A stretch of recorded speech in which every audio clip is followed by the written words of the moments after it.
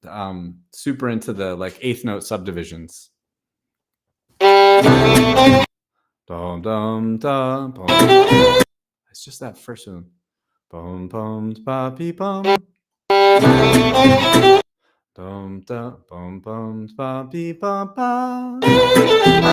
It's like I feel like it's like a triplet, quarter note triplet or something that starts on the upbeat, and that sounds like a pain to notate. So you know what? We're gonna take a look real quick. I promise I'm only gonna look at bar 1. Okay. Okay, so he wrote it pretty standard, and look, this is what I wrote too. If we go to mine.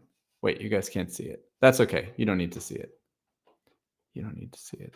Bum bum baby bum bum. Okay, well Jack just put it on the upbeats then. Bum bum. So this is the pickup. Bum ba bum ba. Ba bum ba bee ba. 1, 2, and 3, and oh. That's tied on the upbeat. Something like this is pretty close to it. There. De dum da dee dum da. Maybe we should have maybe we should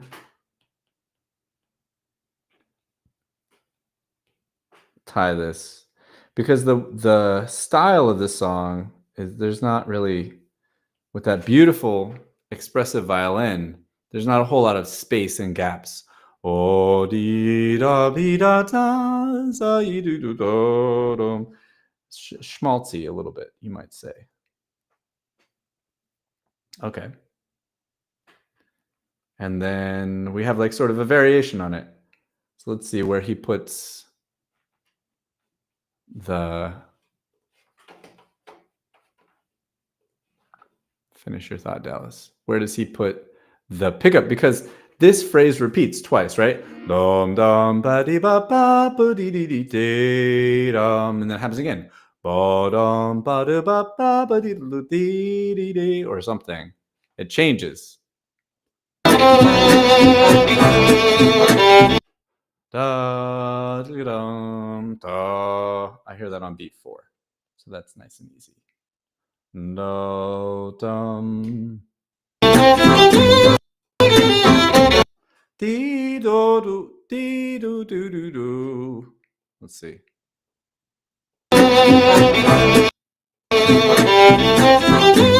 Dum dum ba bee ba bee. Dum dum dum dum da dee da. Dum dum da dee da. Dum da dee da dee. I'm just gonna write it the same way, even though he's phrasing it differently. And the reason is, a little bit of the reason is that I don't want to get overly complex. I guess most of the reason is I don't want to get overly complex here on this, like doing this transcription on the live stream right now, because I could notate it more accurately to what he's playing, but I'm still gonna it's still gonna get close to what he's doing and not exactly what Tcha is doing. So I'm still gonna, like, to play it, I'm still gonna have to listen and copy it a million times. So at this point, it's just more efficient to just write it out close and then know that I gotta really study him. Do, dee, dee, dee, dee, doo. So this is not an A7. Maybe could it be just an A minor? Da, da, da. So the melody, that's why it sounded like a 9. Da, da, is because the melody is a 9. That's, so when I say the melody is the 9, it's related to this. So D here is the 1, because that's the bum, bum. So in this case, we're thinking of the melody note in terms of the chord that's happening underneath of it. Da, let's see, dum, da, da. And in jazz, we usually don't call things a 2. We'll usually call it a 9 instead. That's a convention of jazz. And it's because the 7 is in the chord. So let's see. I want to check out this one. This did sound like an A7 to me, but he's playing the same. He's playing this measure, it sounds like, with a C natural, which would clash against the A7, which could be okay, but I just want to make sure that I'm not hearing it wrong.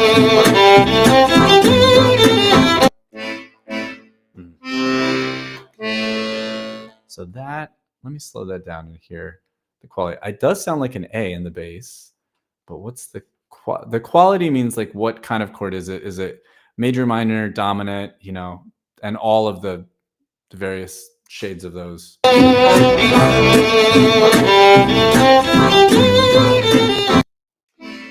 Yeah, that does sound like a minor 7. So not a dominant 7.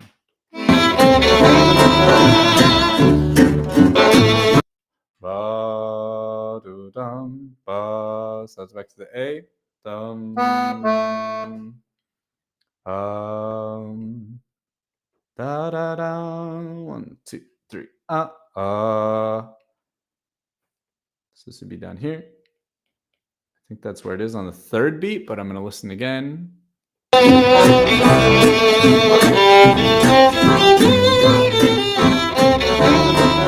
We da you dee dee do tweed weed we.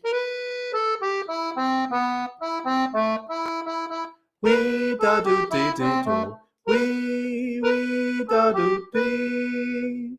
Do dee dee dee dee da do dee da do dee dee do. We da dum, we da dum. I'm gonna make this. Let's see. I'm fudging the rhythm a little here, but it would take me kind of a little. Dwee da do, dwee da do, dee dee do. That's a minor triplet. Dee dee do da da. So it changes a little bit. Notice here we had a G, and now we have an E. Here we had an E, now we have a C. Everything's a 3rd lower.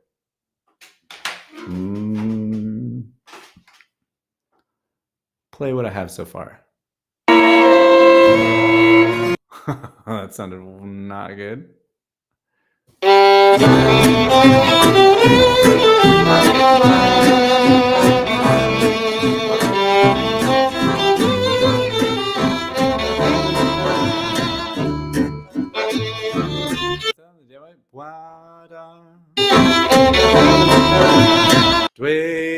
I think it's just right on 1, 3. Now lift this out.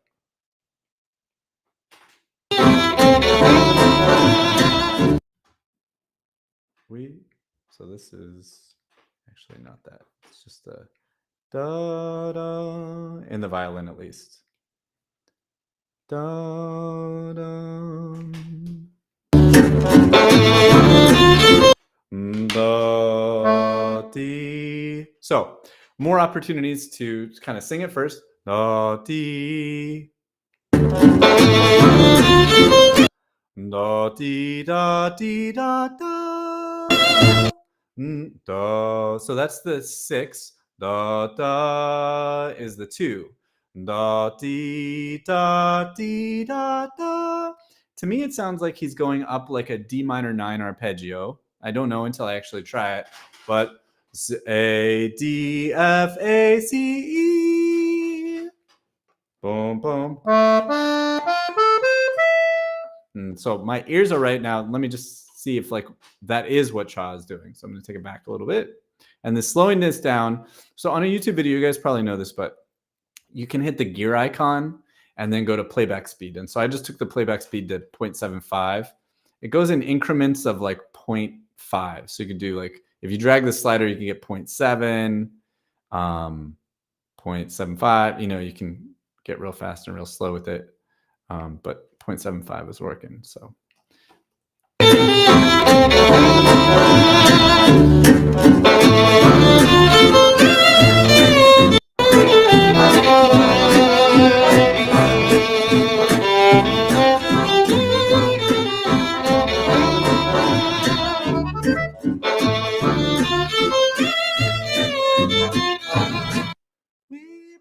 do dee do do do do do.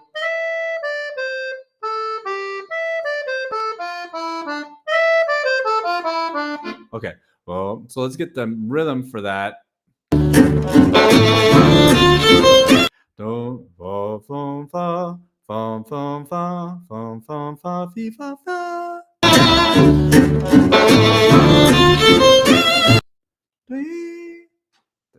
It's kind of in the cracks. Don't. So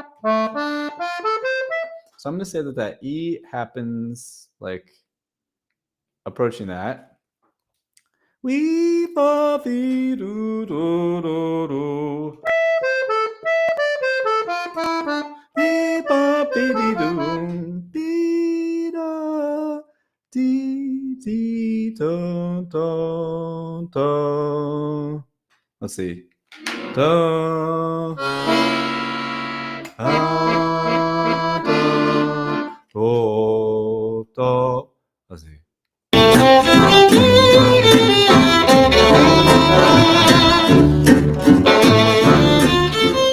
Dum dum dum bum be ba ba bum.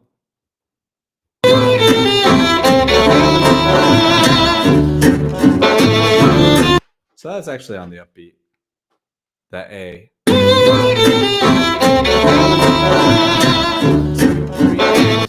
1, 2, 3. So that's here. So this A is actually on the and 1, 2, 3. On the end of 3, right? Or is it on the end of 2? 1, 2, 3, and. Yeah. Okay. So I'll put a little there and then there. Bum bum bum bum ba bum ba be bum ba ba ba ba.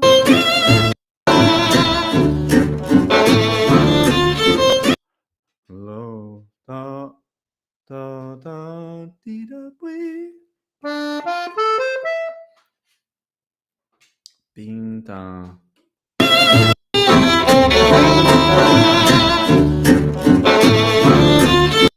Low, boom, boom. So it sounds like this is on 1. This is on 2. For simplicity's sake, I'm gonna make these quarter note triplets. And again, there is a this is definitely not exactly what he's playing, but it's close.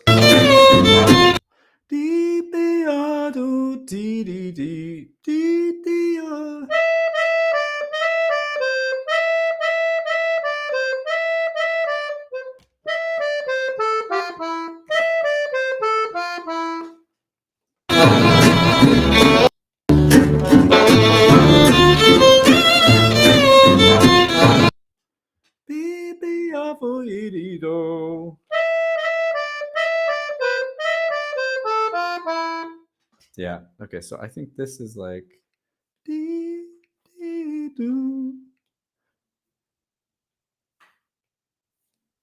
That's tied, and this is like another quarter note triplet.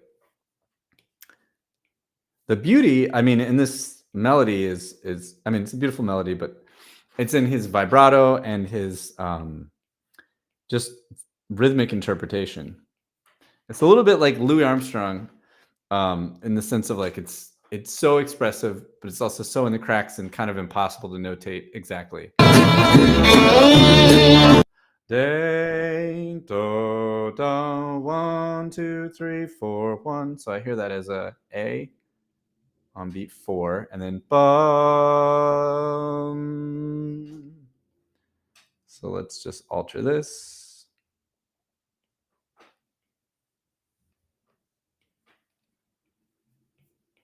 Dun, dun, dun. Ba, that's to me, ba, that sounds like the flat 6. Ba, which is A flat.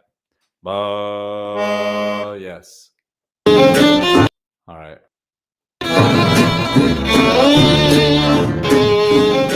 Ba, and he starts out on B4. He's early. It's cool. ba be ba. Let's see. Let's start over. Ba ba dum ba.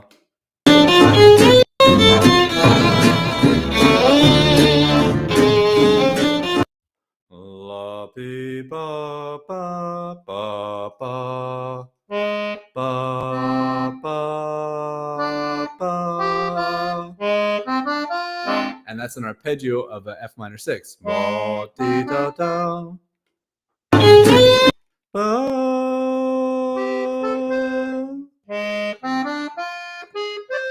So that was.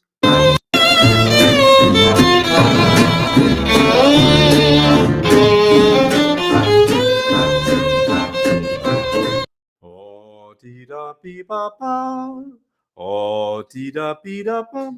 Oh, dee da. I'm gonna put this as a triplet. Oh, sorry. C.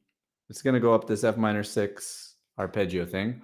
Oh, dee da dee da da.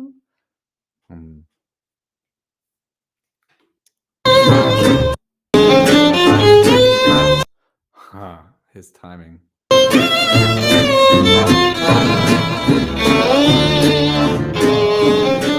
Ba be ba ba be ba ba ba be ba. It's more like a do dee do. Yeah, that's the way I'll do it. I think it's the rhythm stuff is really slows me down. The notating of the rhythmic stuff. Do di da do di da. 4 1 di di. Da di di do. Oh, di da di da da. I'm gonna do these. Let's see. Boom, boom, di da di da. Oh, fi fo fo. Oh, oh, di da da da. He's early too on that C. No, di da ba ba ba ba. Oh, di da da da da. Oh, di da. Oh, di. Oh, oh, di da di da da.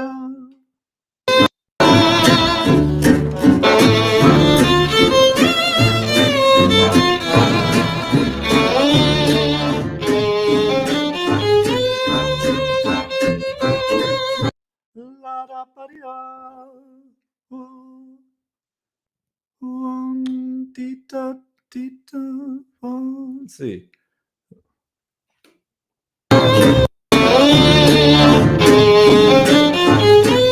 Oh, fi da fa fa fa. If I try to get this perfect, I'm gonna waste a bunch of time. So close, close. Is that even right? No, that can't be right. Shoot. Here. I'll do this like kind of like a triplet. It's like a quarter note triplet. And then he just gets to that C early. It's close. Da di di di di da di da da da 3 4 and di di da di da. There's the melody of the A.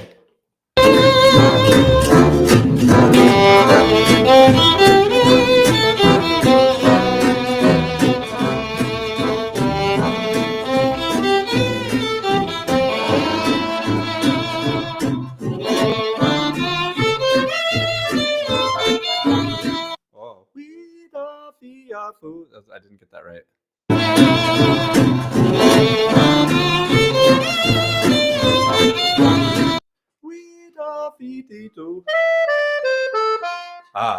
So it's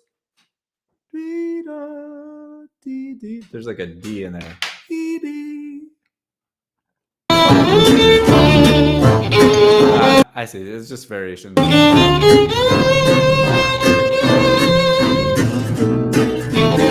Okay, so we're coming up on the end of the second hour here, and we've only done the A section. And I guess I realized that this is, just kind of time consuming to do, of course, and also time consuming to share. Let me check in with this chat. Okay, yeah.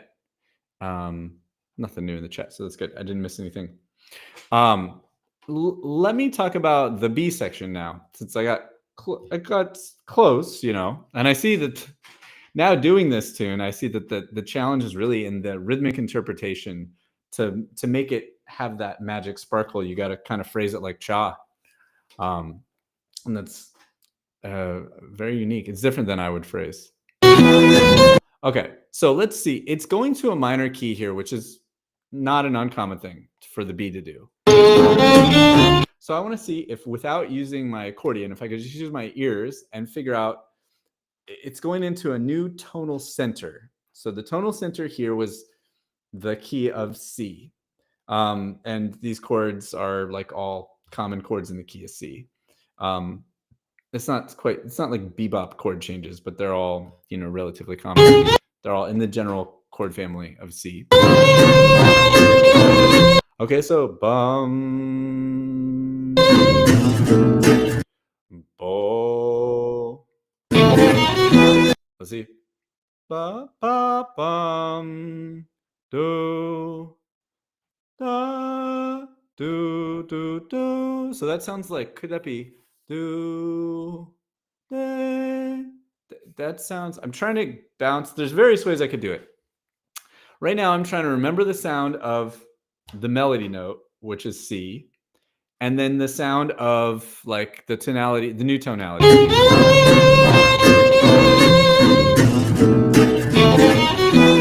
Ba, ba, ba, ba. So that's the ba, ba, ba. Ba, ba, ba, yeah, bo, so da, bo. So that's one way to do it, is I'm trying to hold in my head the memory of la, ba, ba, ba, da, da, this last bit of the melody, because that's the root of the tune. That's a C melody, which is the tonic, and then do, da, and then I could like think of the interval between them. A day in the life of a fool. So that's a minor sixth interval. So what is C is the minor sixth of E. So this is a big reveal here. Would be like, do I have this right? This is a good gamble. I'll be disappointed if I don't. So before I do that, I'm gonna see if I can listen, because there's a pivot chord here. There's a chord that happens the second time through. There's like a second ending essentially. And in this measure on the second time, this is a dominant 7 chord. It's the 5 of the key that we're going to. And so often like that chord can be a clue, or more than a clue. It's the answer. If I can hear la, the difference from there, that root to the root of the 5 chord. Bum, bo, bum, la, da, da. And I think that's da. Let me sing along with it. So that would be the case, which would be, if it was E, which I thought it was, you see my voice, then that would make the 5 of E is what, guys? Just so you're following along. We're going to hit the 5 chord of E. So that's, what is the 5 of E? Let's see if I can check into the chat. I know there's a little delay here. And when I say that and when the chat pops up, there's just like a streaming delay that's built in. Body, bo. I'm going to see if I can sing along with it.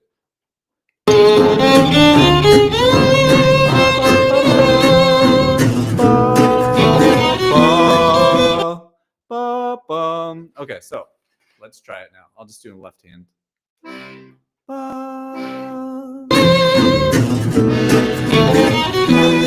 Yay, I was right. So it does go to E minor. That's great. I feel feel good about myself. So now we're in the key of E minor, and what happens here? Well, this is super common that the B section of a song goes into a different key center, and they tend to do it differently. There are commonalities, but not as many, not enough to say that, oh, it's going to fit one of these three kind of things. In this case, it's going to a 1 chord, but the tonal center we want to identify as the key of the 3. So let me clean this up a little bit. I'll put the Roman numeral next to it. So this is like a 1 chord in the key of 3. So we're in the key of 3. And this busts people's brains at the beginning, but it's super important because if we can do this, if we can think of these bigger key centers, that the song is made up of these bigger key centers, like the first part, it's really like kind of like layers of information. So it's like you have your overall key. Oh my God, why can't I write? I can do all this stuff with my fingers, but I can't type and I can't hold a pencil. I can't move a pencil. All right, here.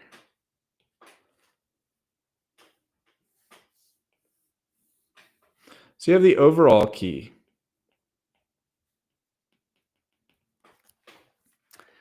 So this would be, let's take a melody that we all know. Let's take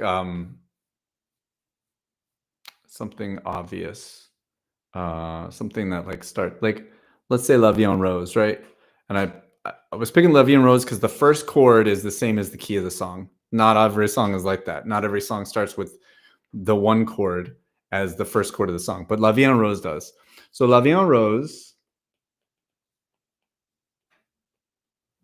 is in the overall key of whatever we need it to be. So I'm going to do this song this weekend with a singer on the Saturday set. It's La Vie en Rose is on the set list. So I'm going to do it. And I do not expect to do it in the key that most accordion players play it in, which is C major. Because when you're working with a vocalist or other songs that gets transposed, you know, this is super helpful for this scenario, this use case, but others. Bye, Ann. See you, guy. I said see you, guy. I think I meant see you guys, but see you, Ann. Okay, so the overall key is C, and then that means that like any key centers that we have, if we have a chord progression that's in the key of the 1, that's going to be a C, right? But if I was doing this in the key of G, then the overall key would be G, and any chord progressions that happen in the key of the 1 would be G. So you guys can't see. Too low.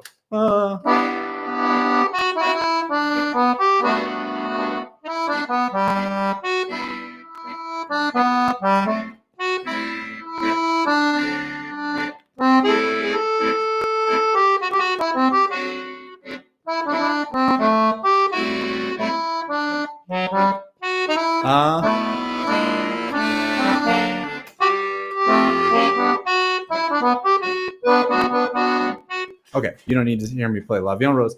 I was trying to find, so like, but right where I stopped.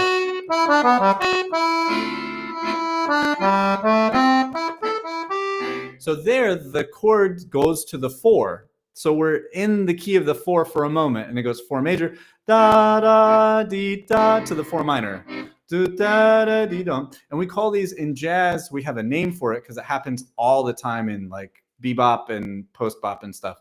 And we call them key centers. And it also happens in the Great American Songbook. These songs like this, like songs written in the 30s, 40s, 50s, are written in this similar style. So we have these key centers. So say we call this song in the key of C, La Vie en Rose, but then you have a bunch of chord progressions in the key of C, and then a few chord progressions in this key center of F.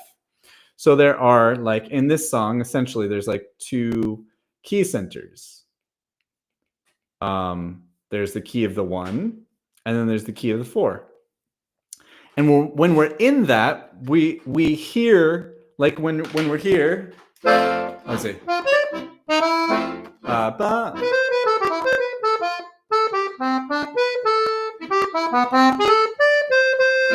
Oh, I was in G. Sorry.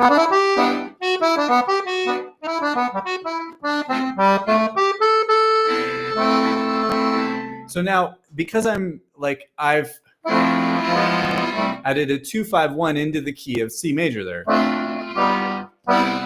It's technically, it's the 4 chord to the overall key that we're in, this. But me as a musician, I'm just in it. And it's not, it is not like part of a chord progression that's in C. It's just, we're just living in, or back in the 1 rather, which is G. We're just living in C here for a minute. And then in C minor. And then after that, we're going to go back to the key center of C, or of the 1, sorry, which is G. God, this is not helpful. And then we're going to go to and 5 of 5.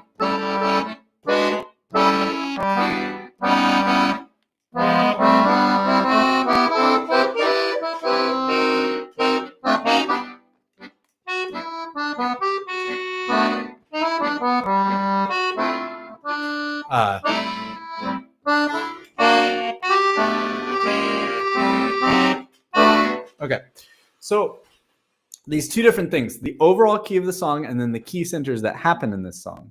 And then for this song, so far, we have like the overall key. So for an Irisha, so far the A sections are in the key of the 1. So like, here's our 1, right? And it's like, that's the tonal center, the key center of the A sections is. So if I was doing this in a different key, right? Like in the key of A or whatever. Let's see. I don't know the song super well. Okay, so starts on the 5, and then 5, 6, 1, 3, 5, major 7, 6, 5, 3, 1, major 7, major 6. Okay.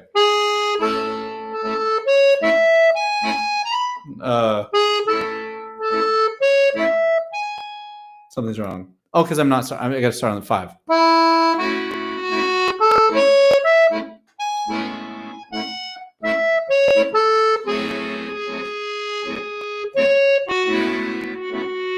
Right. So then my brain could go through like, okay, I'm in the key of A major, and I have the facility and nervous system and ears and stuff to play chord progressions in the key of A major. All the common ones.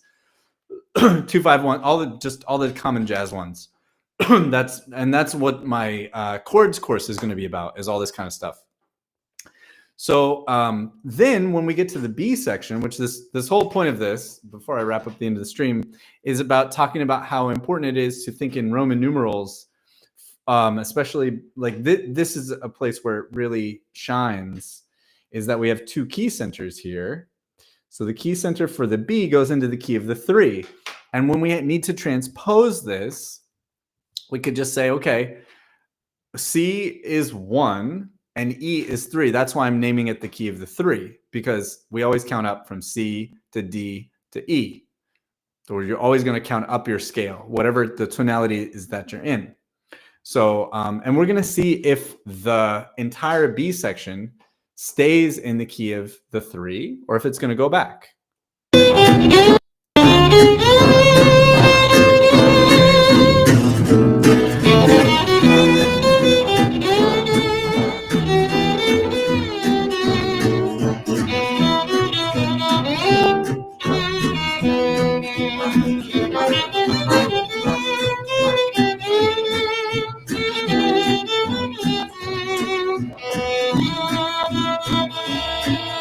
Okay, now we have a turnaround, which is getting us out of the E minor of the key of the 3 and back to probably a G7, which is going to bring us back to C.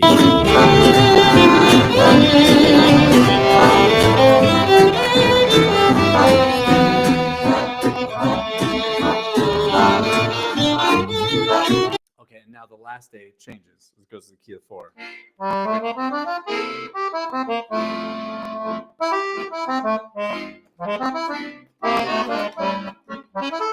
So there are so many of these conventions because we're using a common language.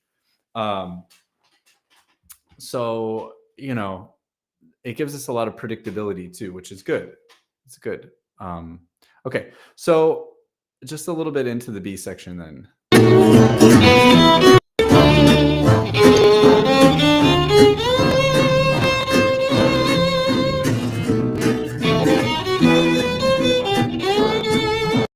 Ba, that's the 5 ba ba dee boo ba ba dee 2. Let's see. Da ba dee boo da. The da da we do do be ba dee do da da da dee do. So it sounds like ba. Now when we are in a minor key, usually when we have a 2-5, which this is going to be like a 2-5-1 here, usually the 2, almost always in fact, the 2 is a half diminished, which means a minor 7 flat 5.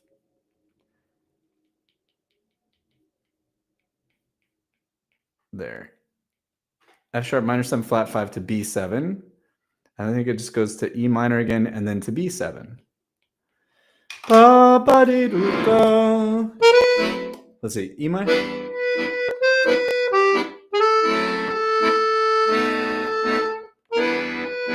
Let's see.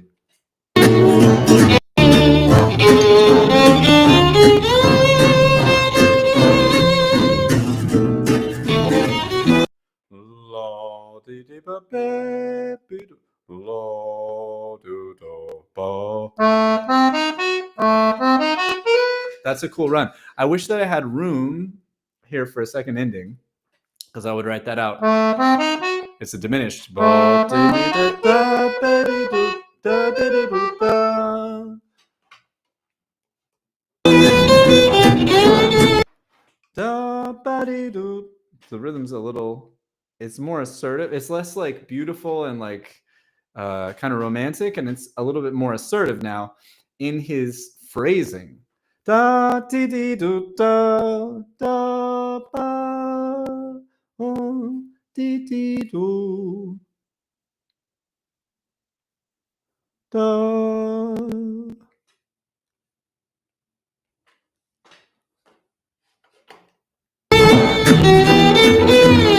Da da ba fi da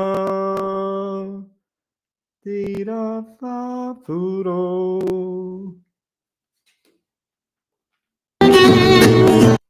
That's an F sharp.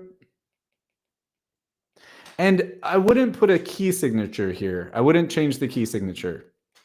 Usually we don't.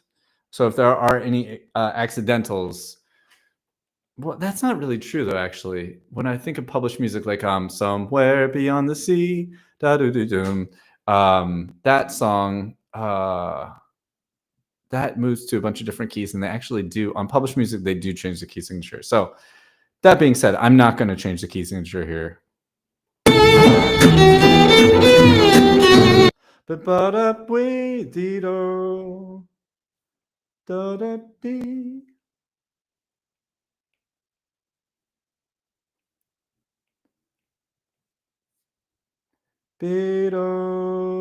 Let's see.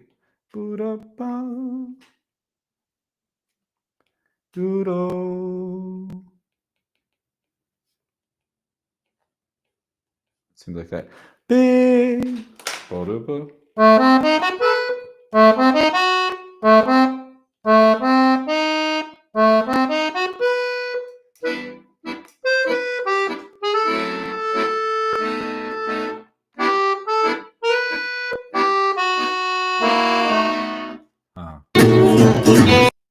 Let's check the chords.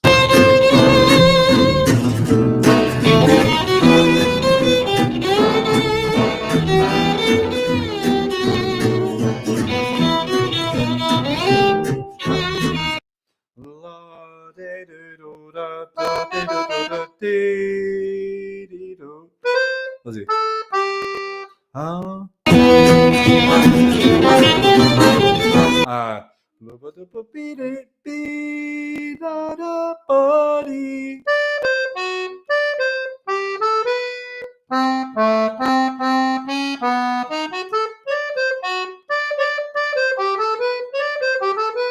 That's a great lick.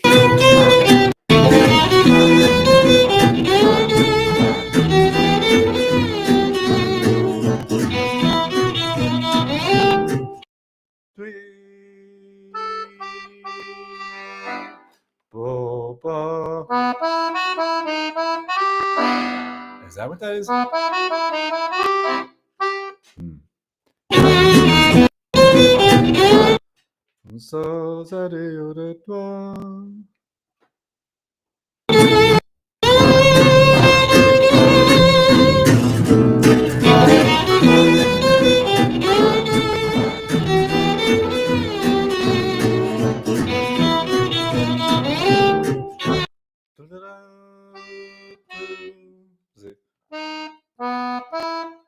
Bum da bum ba ba ba ba ba ba ba ba ba ba ba ba ba ba ba bum dee da da da da da da dee da da. I'm gonna put these as triplets. Dee dee do.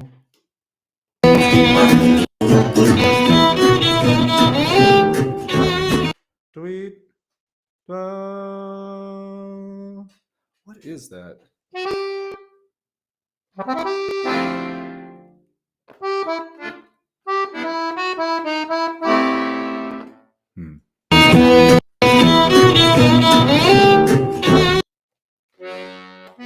Wait. That's I'm not sure. I'm gonna put the same thing here. Down do love it do tweet tweet tweet do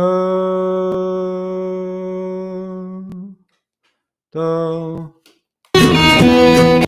tweet do do do tweety do.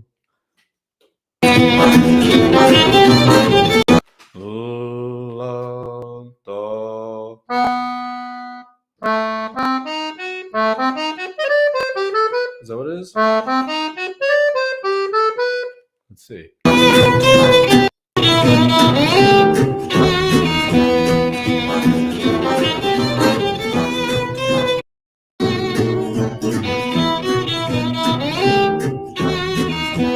Da dee dum da dum dee dum dee dum. That seems like a whole note. Da. It's a B though.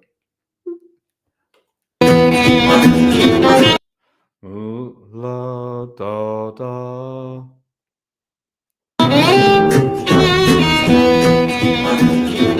Lo da. Lo da dee da. We da. I think that's it. Yeah. It's on that kind of stuff. I really want to take it down and make sure that I'm hitting all the notes he is at the same time. I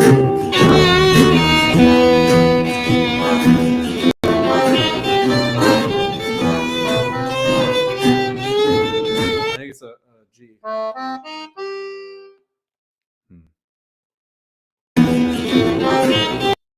Oh ho ho ho.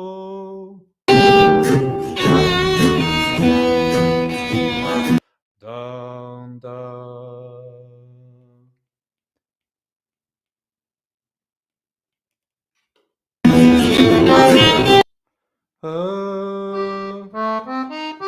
Sounds like this. I thought it was a full diminish, but it's.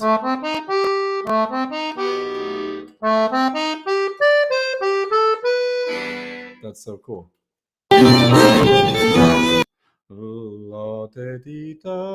Let's see. So it's A, C, D sharp, G,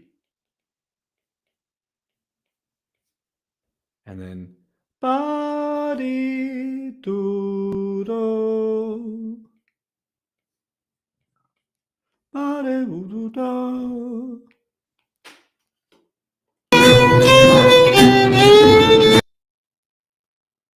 Oh, that's a B. Ba, and then this is kind of a repeat. Ba ba dee do do. Da da da dee dee do. Oh da dee da do da dee.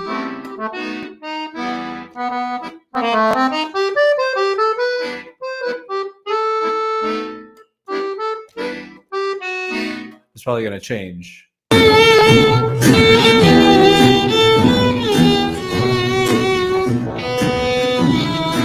Yeah. So boom boom boom boom.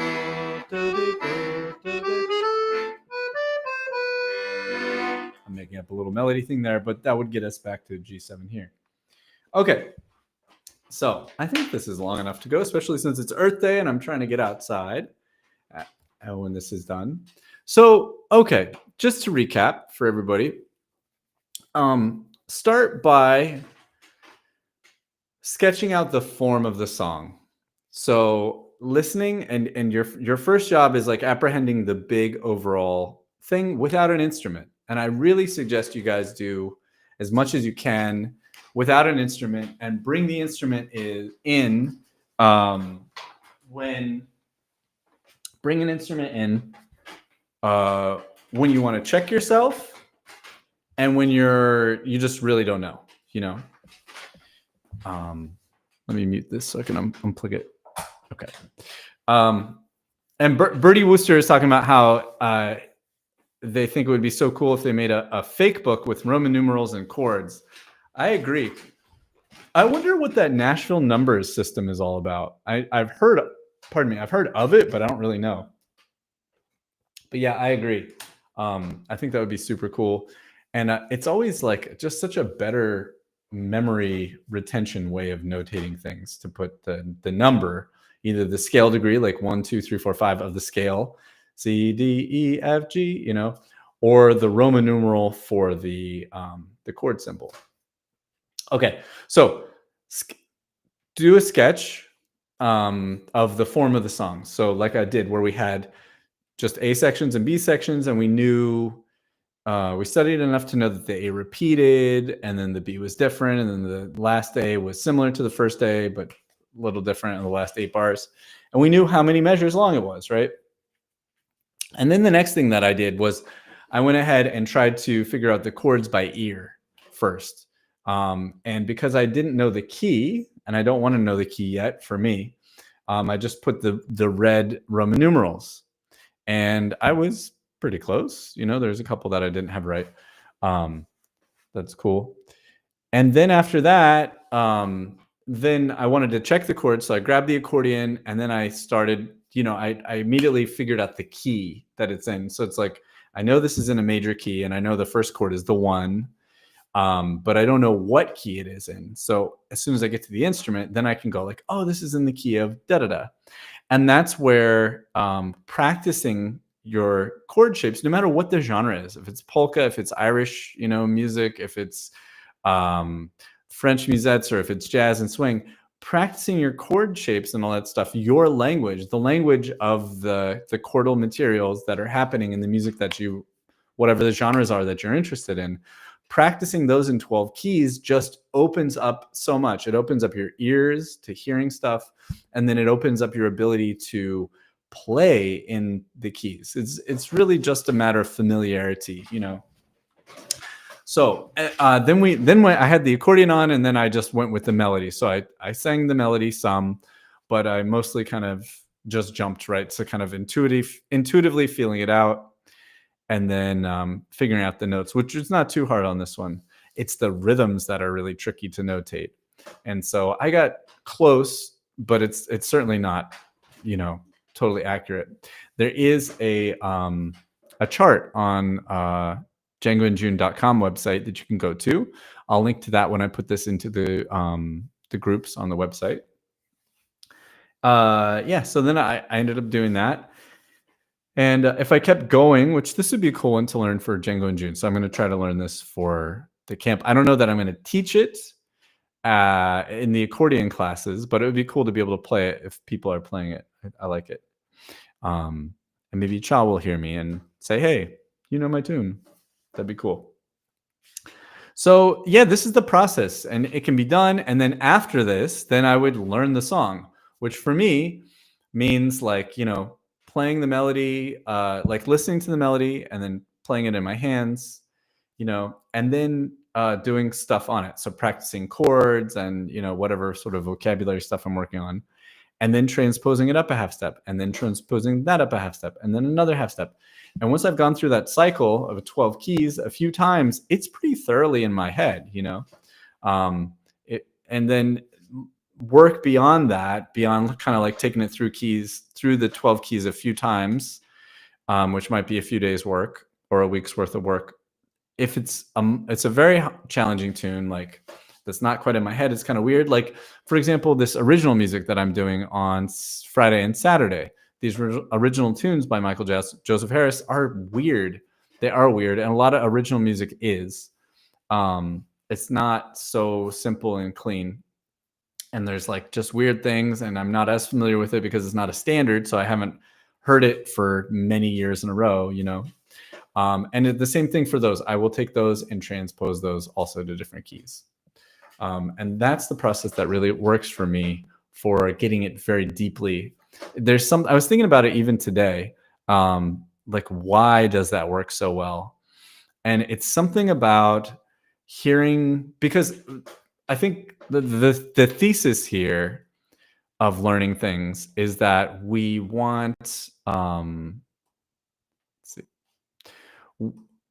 we want the sound to be in our ear, not the name of the notes, and not only the name of the note and not only the number, you know, like the numbers are useful, but they're not music. What's useful, or what's music, is like the intervals, like feeling the interval up or down, like a half step or a fourth or whatever. That's actually the truest to the music, actually, which is what we want. We want everything to be a sound memory. However, we have to get all that sound memory through numerous constructions of artifices. One of them is just this whole idea of a tonality of 12 keys and convention, all that sort of stuff. And then another like system, conventional system, is the instrument itself. And both of those things I think really are helped by having these systems of like Roman numerals and practicing things in shapes and finding similarities between them. So that way we can just sit down and play without having to make up everything as we go. The point I was saying is that I think what happens, my latest like sort of hypothesis about why taking things into 12 keys works for me so well, and I imagine it would for you guys too, is because it allows like it forces me to think of things as numbers. And so every time that I'm doing that, like when I'm moving up a half, like in the key of D flat, right? I would be, okay, I'd scratch my head for a minute before it becomes nervous system reflex. And doing that allows me to think about it again, 12 times again, as interval relationships, as numbers, either the scale or the Roman numerals. And it also then allows me to hear it again as that interval relationship, but in a new key. And even though it's just a half step higher and a half step higher, half step higher, there's something about that like makes me learn it faster, a lot deeper than just if I did it in the same key 100 times versus doing it in 12 keys twice. That's 24 times, right? I would probably learn it faster doing it that way for me. And I think that's why. I think that it triggers like this sort of novelty switch in the brain, which is something I think a lot about and base my practice. And I haven't explained this stuff in a long time, gone into this stuff maybe about the practice process, but it's like I practice in a cycle that is a progressive cycle. So I work on just the left hand and slow and for the touch, and then just the right hand and slow and for the touch, and then hands together, slow for the touch, and then this thing, that thing. And the reason I do that is allows me to really focus in and isolate. And then it's also every time I switch, like I re-engage the novelty sort of like pleasure center. And I know that if like, for me personally, and I think for a lot of us, the focus that we have at the beginning is the most vital and valuable. And the more time we spend, the sort of less we lose that focus. And if we can switch when we start to feel that happening, like, oh, I'm starting to kind of zone out, or I'm not as focused as I was. If we can just pivot a little bit in what we're working on, so we're still heading towards the same goal. Like say it's like working on this song, Irisha. And I want to memorize it because I have a gig tomorrow night and I need to play it well and know it and without sheet music. So, okay. So it's like, what are all the various things? So I could just play the tune down a million times, but after, 2 or 3 times, my brain's going to start to like not be able to find focus on it anymore. So the ability to work in these smaller chunks and then can often switch, like, okay, I'm going to just work on the left hand. I'm just going to work on accompaniment, for a few passes, like just playing chords as though I'm accompanying during the solo section or whatever. Okay, now I'm just going to work arpeggios. Okay, cool. And so every time I do that, the like novelty center of the brain, not novelty like a whoopee cushion, but novelty like newness, like, oh, like I'm hyper engaged because this is new. There's something about the brain that likes that. And so like understanding that aspect in our practice, designing your practice around noticing when you're like not focused, and then doing something that's cool and interesting to you, but not so different that you're like, well, I'm going to pick up a different song now. Because if you switch to just a completely different song every 5 minutes, like we would never make progress. So we want to make sure that we're staying on the same tune, but able to like constantly switch or progressively switch and work through a bunch of different ideas that are still all driving us down the road of getting better at playing this song that we're doing. And so a thing that I've been doing with a lot of my students recently is having them not necessarily take their melody into 12 keys because they're not ready for that yet, but say, okay, let's work on just the right hand of this melody. Let's work on just the left hand of the melody on the touch in the air, like I talk about in the accordion yoga class, which is happening. You'll get an email about it. But then also even the musicians that don't necessarily aren't like, hey, I want to be a jazz musician. It's like, let's get some chords together in both your hands, because pretty much everybody wants the ability to improvise an introduction or have some sort of, to make your own introduction, whether it's like purely improvised or you've worked it out, or an ending or a vamp, or like throw a chord in there or a fill. A lot of people who like aren't necessarily say like, I want to follow the jazz. You still want to be able to like embellish and fill. I think that's a fairly universal desire. And those things come out of working on the harmonies. So get yourself some simple triads on your waltz that you're working on or whatever it is. Be able to play some simple chords and then be able to do some stuff with those simple chords, like dum dum dum dim dum dum dum dum dum dum dum dum dum. And from that, then the creativity has like a form to follow. It's like you've made like an aqueduct for the water to flow through. So anyways, okay, that concludes this spiel. And that concludes today's live stream.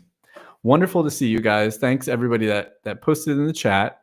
I'm going to throw this stuff up on my website. Let's see. I think finally I'll just share my website with you guys. So if you want to get into the accordion yoga class, which we had our first class, very small, and it was super fun. Just sign up for a very affordable subscription, unless you have one already. If you're taking private lessons with me, chances are you have one of these subscription plans. You go to plans, and then you can sign up here. Online courses only, which is going to include the accordion yoga and then also the private office hours in a couple weeks. I'll get that going. But it's only $20 a month, and you're supporting the live stream. You're supporting me to be able to do this and create more content for us because, you know, the arts are important. This is important. It's important for me to be part of your community and you to be part of my community and all that kind of stuff. So yeah, I'm just kind of telling you that I have a lot of cool stuff for $20, and also you're supporting me and allowing me to put more and more cool stuff up. With this $20 subscription, you also get access to all the stuff in the course library, which I'm constantly adding to. There's a bunch of awesome stuff here. Start with this how to sit and hold the accordion video. That's a really good one in the beginning, beautifully content.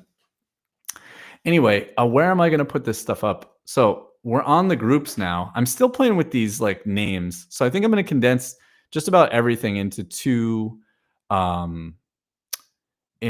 different categories. One is the free category, and the other one is the like for paid members category. I was playing with a bunch of different names for them. The accordion cafe and the tone chamber, you know, or the grill, the accordion grill and the tone chamber. Those were ideas. It's kind of too dumb. The one that I like the most is the cafe and the atelier. And I think it's just like maybe a lot of Americans aren't familiar with that word, atelier. I love it. It's like a painter's studio, you know, like a, you know, your cool like open studio loft thing that has all your paintings and paints all over the floor and drop cloths and it smells like linseed oil and all this sort of stuff. The cafe and the atelier, but that might be just too French. People might get to the site and be like, what the heck is this? Anyways, you go here, and then this is where I'm going to post. So I did post Je suis sous ce soir from last week's live stream, and it's up here, and you can get the my notes and stuff. And I think I included the recording of the live stream, so that's here as well. And then you can comment on it. And it's not as active as the forums were just because it's a shift, but it will get there. And again, you can see the events and you can see the uploaded files and who else is a member and all that kind of cool stuff. And this is free. This is part of the free membership. There's one for the premium membership too. Okay, sales job over. Everybody have a wonderful week. Listen to lots of music, play lots of music, use your ears, have fun, be good to your friends. Go out and protest on the weekends. Now or never.